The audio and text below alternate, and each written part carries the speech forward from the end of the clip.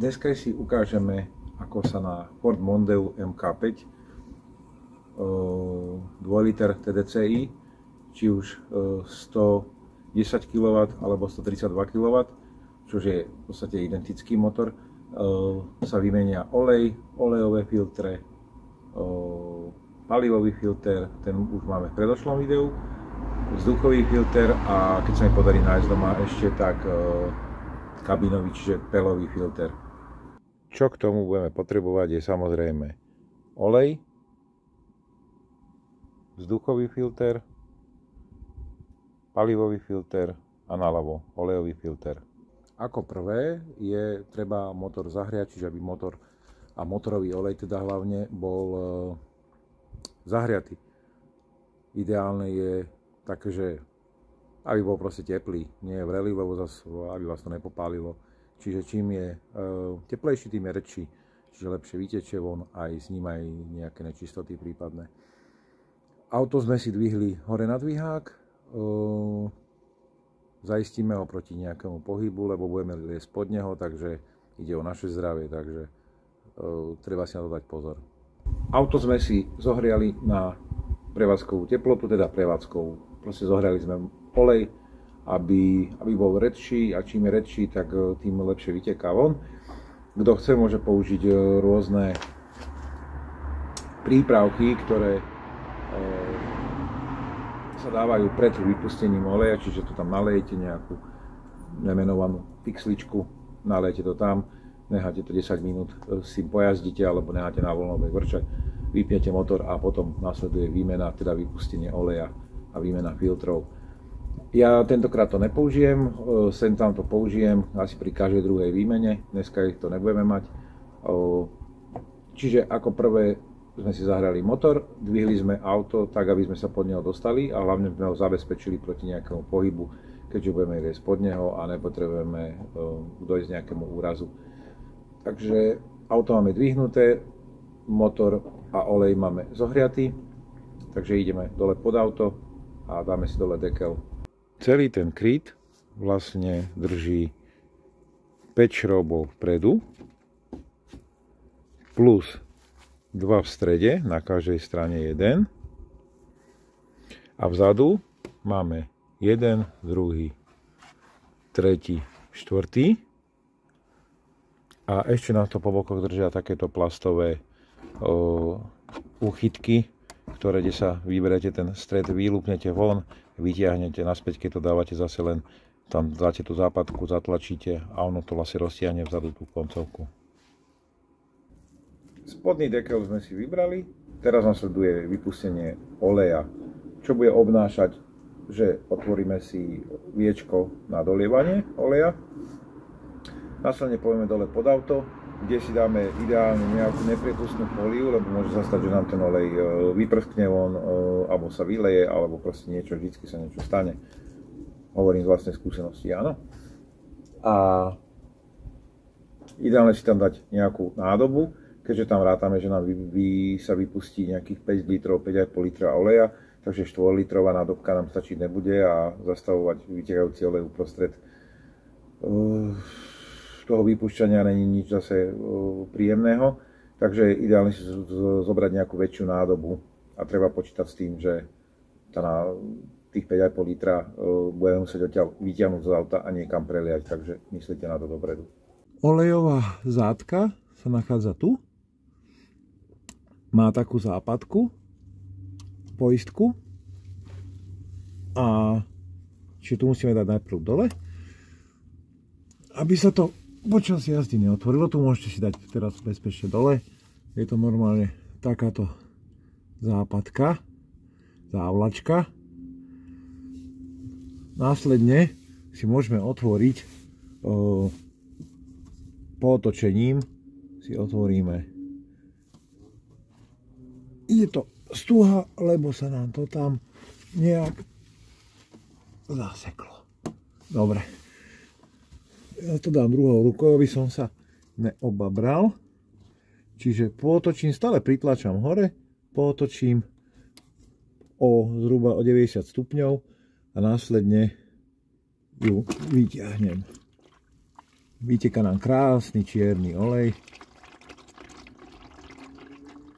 Vidíme, že máme ruku pekne špinavú, preto je mať dobre pri sebe nejaké udierky.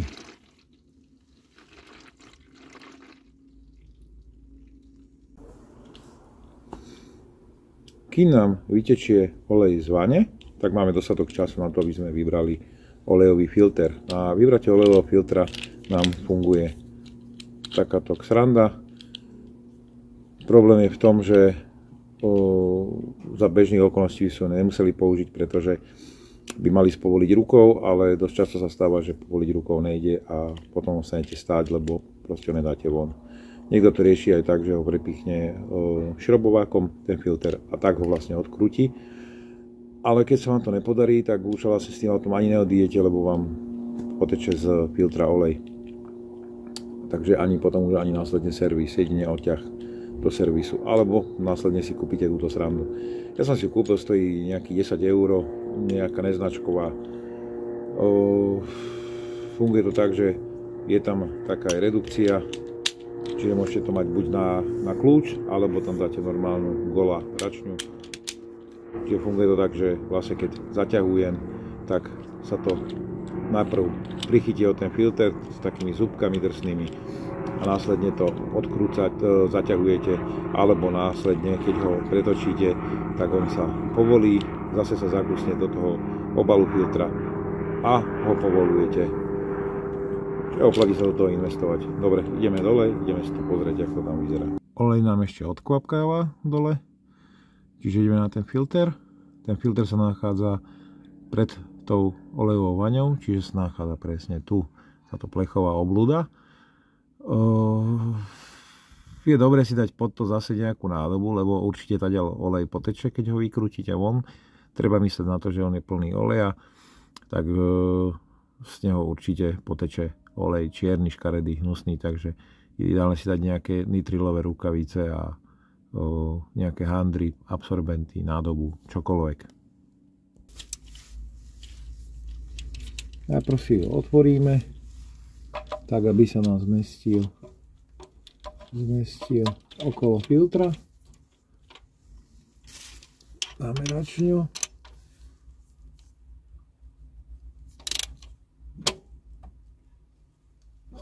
A tak len si ho povolíme.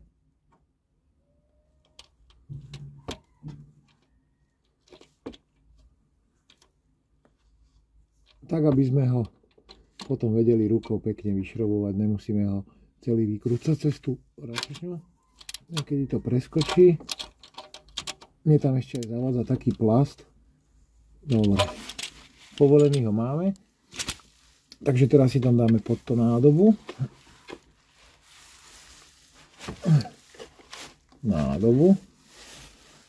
Vykrútime si ho rukou.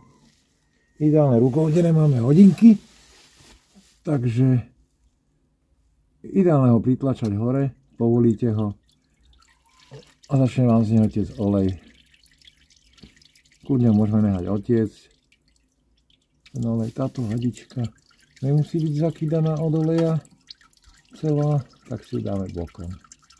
Filter si vykrútime.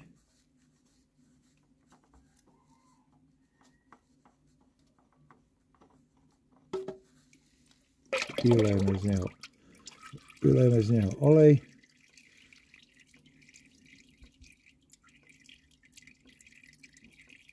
Kým nám steče olej dole z olejového filtra a z nádrže, tak zatiaľ si vymeníme vzduchový filter. Vzduchový filter sa mení veľmi jednoducho, pretože sa nachádza práve tu. A mení sa jednoducho, pretože je k nemu ľahký prístup a za druhé nepotrebujete k tomu zvlášť nejaké extra náradie, nepotrebujete. Čo treba dať dole je tento káblik, on tam je len nasunutý v takomto cuplíku, ktorý už je asi ulomený aj. No, ďalej tu máme jeden klip, druhý klip. Celé sa to otvára tak, že sa takto odklopí, ale k tomu nám zavádza táto hadica a tento konektor, Hadicu povolíme gumenú normálnym šrobovákom, povolíme, vyťahneme to smerom z toho plastového krytu von a tento následne konektor odpojíme s tým, že zatlačíme poistku a vyťahneme. Hej. Jednoduchá poistka, zatlačať sa, vyťahneme.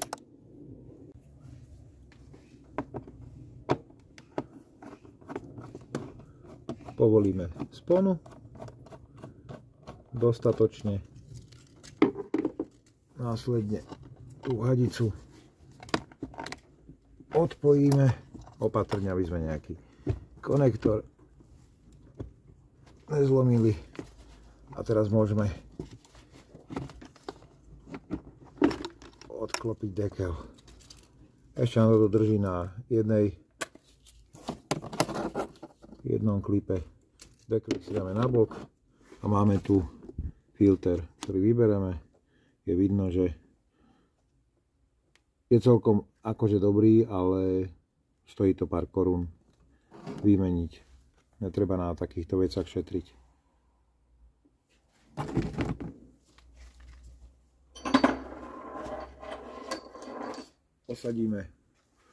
Osadíme nový filter, máme starý a nový. Hej. Ono sa vám zdá, že tento bol čistý, ale v tých lamelách vidíte, že keď to porovnáme s novým, tak medzi nimi není špina, prach. Osadíme filter.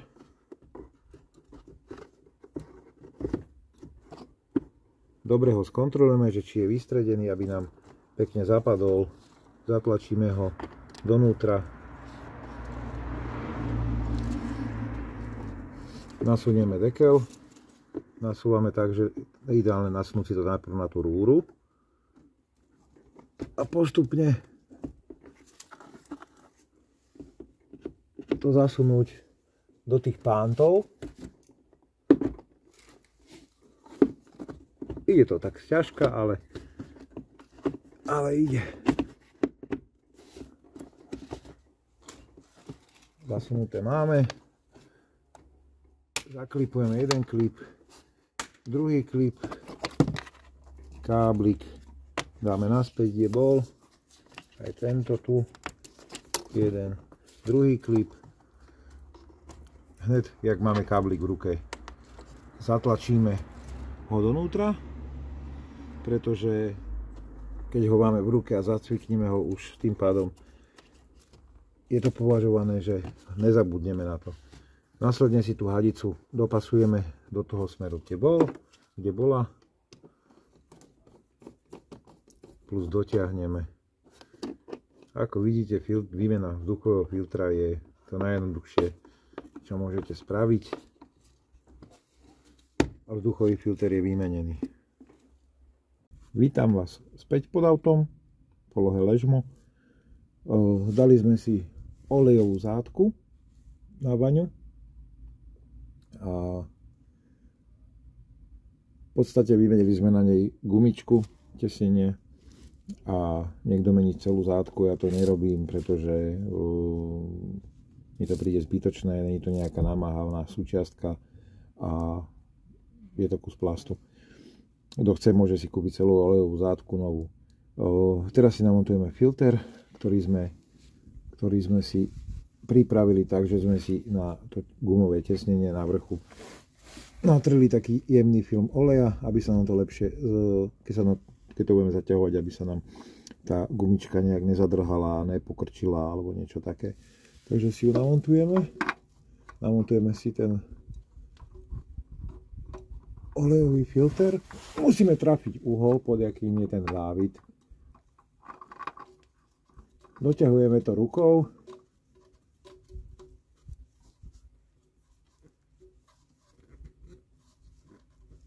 Keď to s rukou dotiahnete, tak to bude úplne stačiť.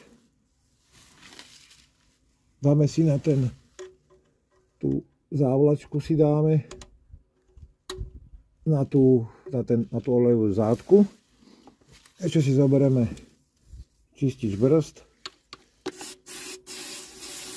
a trošku to odmastíme, takisto aj okolie toho olejového filtra.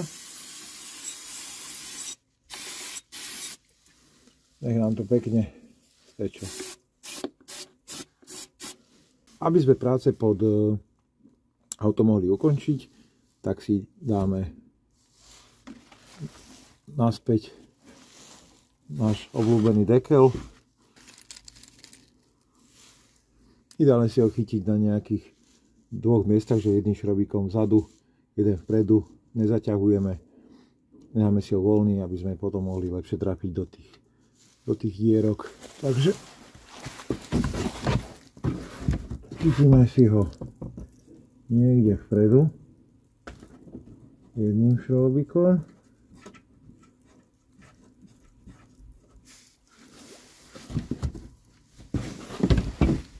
Chytíme si ho niekde vzadu jedným šrobíkom. Niekedy je to taká lotéria, že či trafíte alebo ne. Je to strašne zábavná činnosť. Dal by som tam pár úvodzoviek.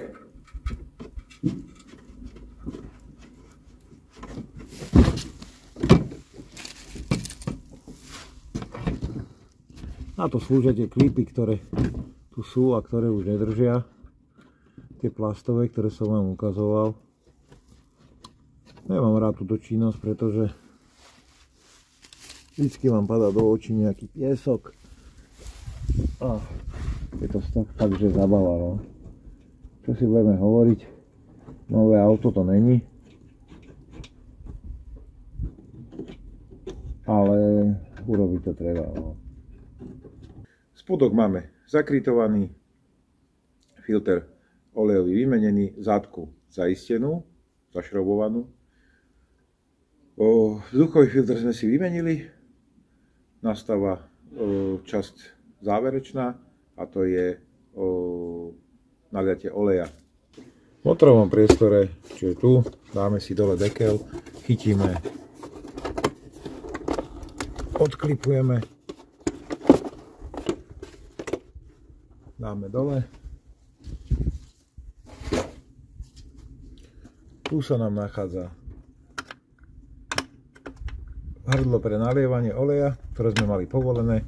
Tu je olejová mierka žltým. Deklik si dáme na bok. Zoberieme si handričku, ideálne nejakú takú, ktorá saje olej. Dáme si to okolo nej, okolo toho hrdla, pretože keď budeme nalievať olej, tak zákon schválnosti funguje. Môžete použiť aj nejaký lievik, ale ja ho nepoužívam. Zoberieme si nemenovaný olej o hodnote 0V30D, pretože ten je odporúčaný výrobcom a má špecifikáciu VSS M2C950A. Už len trafiť sa, no.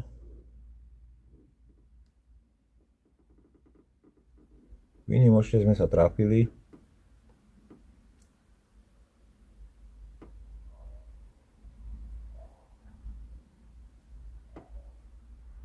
Tá farba síce oleja je pekná, keď ju tam lejeme, na rozdiel od tej, čo sme vybrali, ale verte tomu, že keď sa pol hodinu prevezete s autom a vypustíte ten olej, tak bude rovnako čierny, jak ten, čo sme vypúšťali. Toto je 5 litrová bandaska, mám pocit, 5 litrov, čiže tá tam pôjde pravdepodobne celá.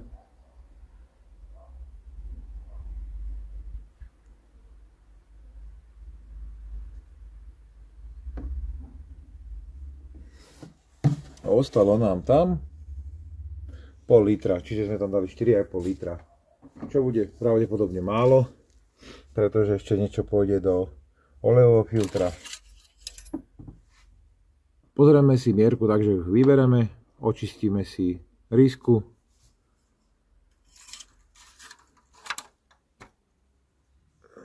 Zasunieme, vyberieme. Zistili sme, že to máme teraz olej na minime. Minimum znamená v našom prípade, že tam máme málo oleja.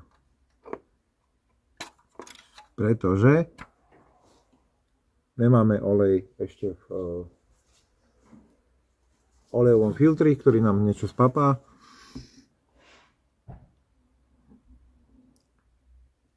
Ono sa niekde hovorí, že od minima po maximum na riske je liter oleja, ale neviem, či to platí u všetkých motorov, alebo iba u niektorých. Popravde si to radšej preverujem na tej riske. Čiže sme tam nalili pol litra oleja, čiže by sa nám to malo trošičku pohnúť na tej riske. Vyťahneme, utrieme.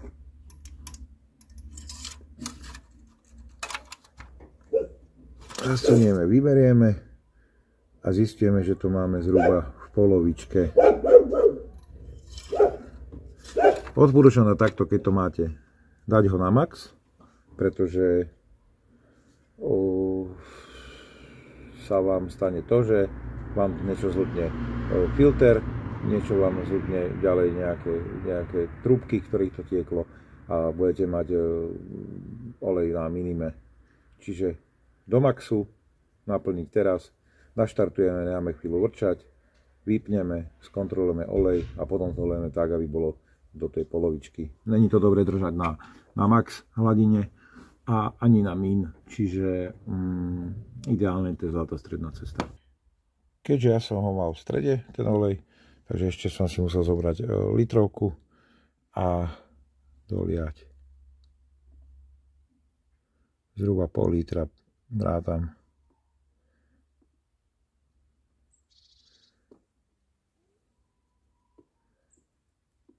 Není to raketová veda, nemusí to byť presne na milimeter, ale dali sme tam zhruba pol litra. Teraz si to zadeklujeme, dáme preč handričku, dáme zátku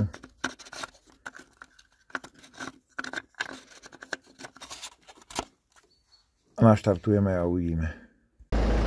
Olej aj filtre máme vymenené. Teraz nám zostáva v podstate len po nejakej 100 km jazdy skontrolovať stav, teda hladinu oleja a po prípade doliať, keby náhodou bolo treba. Na budúce si môžeme ukázať, ako sa mení olej v alpinskej prevodovke. Keď máte záujem, tak ľudia napíšte a natočím nejaké takéto video. Ahojte.